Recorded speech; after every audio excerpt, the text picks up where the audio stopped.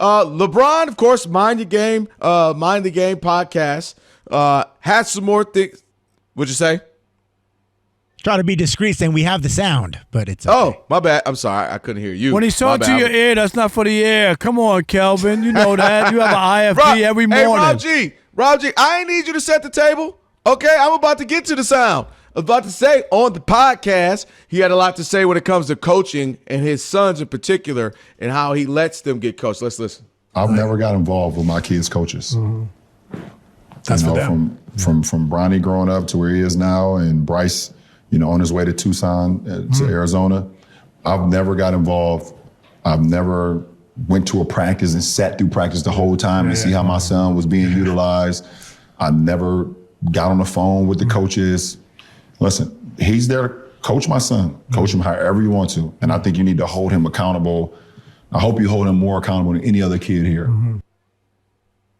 Once again, if you had anybody who was on the other side of the microphone, as in Steve Nash, who could push back and say anything. Like, these podcasts are useless.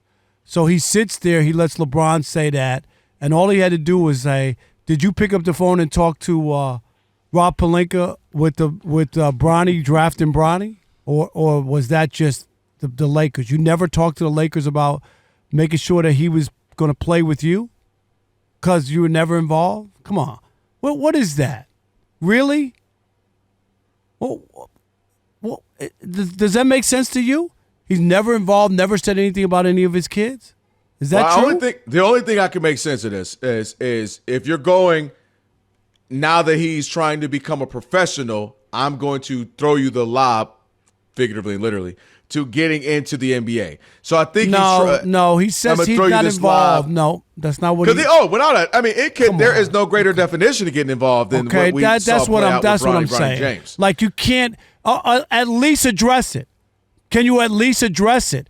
Can Steve Nash say, but what happened with Bronny getting drafted by the Lakers? Did you make a call? Did you go out with Rob Pelinka to dinner and Jeannie Buss and say, hey, I want this to happen? How did that come about? Were you involved in that? Is that anything wrong with that? This is where Steve Nash listens, and then he goes, so what changed with Bronny? Like, how did you made you get involved with that? Was it just an opportunity you saw I couldn't let go, or what? And then he, it was there, explains whatever his reasoning is for why that is. But yeah, it's a completely,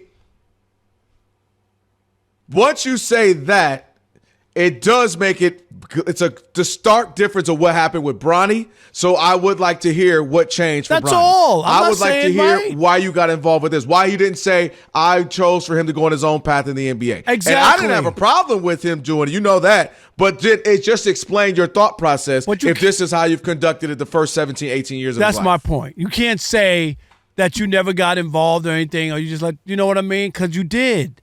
That's the only way. That's how he got there. What changed with that? Hey, well, if he wanted to, he could just say, you know what, I did get involved because I thought it would be pretty neat. All right? Like or whatever. And I did reach out, and they were receptive to it. They got out of respect to me. Whatever it is. But to just ignore like he wasn't involved, like that's what I'm talking about.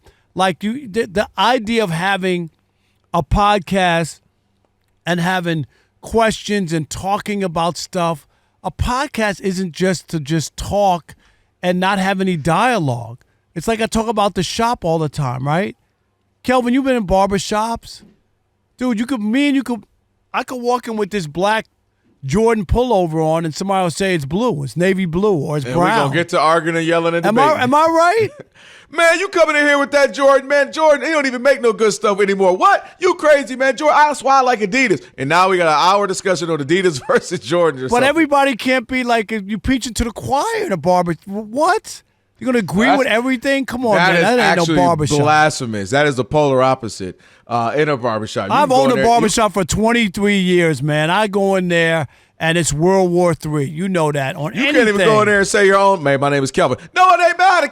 My cousin's name spells his name just like you. We call him Kevin. I know, but my name is Kelvin. No, it ain't. Boy, I'll tell you, my name is 100%. Kevin. No, I'm just saying, bro. It's Kelvin. Yeah, I think this is where, again, to me, it was a great opportunity for him to express this. I don't know that we fully have heard him talk about this in a full, chilled, casual, I'm sipping on wine way to say, this is what I was thinking. This was my thought process. I knew Bronny wanted to do this, da-da-da-da. Because the only times we really heard were the quick answers at like a press conference during the beginning of this past Lakers season. So this was an opportunity to tell him, hey, man, it was different. Or it could have been, yeah. I had to put my foot out. I said, look, man, it's a one-in-opportunity lifetime chance to play with my son.